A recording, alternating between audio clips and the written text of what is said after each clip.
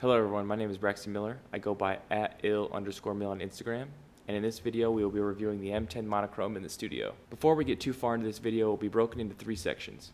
This intro, the footage from the shoot, and then a recap at the end. The timestamps will be in the description. So this camera is generally considered more of a day-to-day carry, but because of its specs, it's more than equipped to handle the studio. The DNG files have a lot of latitude, and the shadow data is vast. That generally means for me that I have to work a little bit harder to get the contrast out of it that I want. I have been experimenting to see how a yellow filter affects this camera. So far it has given me more contrast and helped me not blow out my sky highlights as much. This sensor is extremely sensitive to overexposure.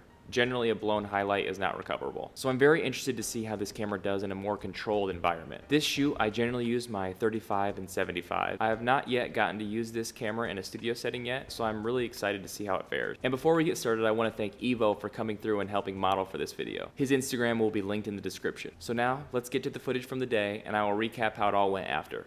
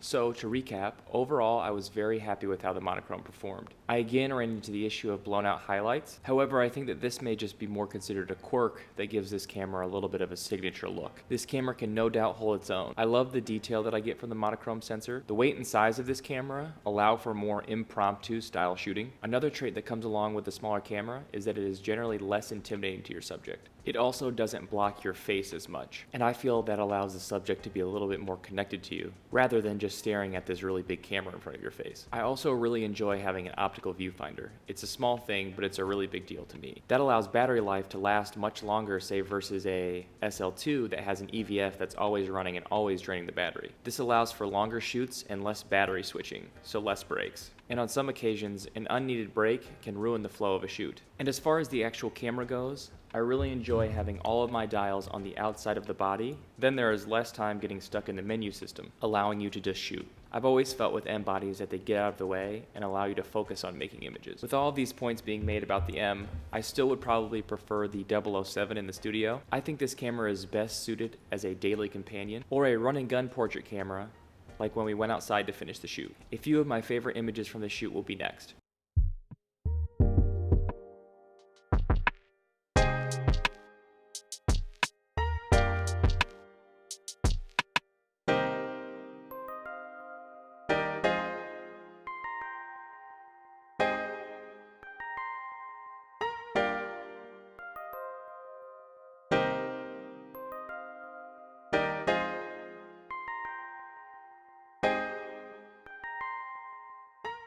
So this wraps up this video. In summation, I really enjoyed making images with this camera. However, I think in the studio, it is best suited as a secondary setup. It produces amazing results and has its own very unique look. Because of the M body size, you can take it anywhere and pack it easily. That is a big plus in my book. Thank you for watching this review. Be sure to like and subscribe for more Leica content.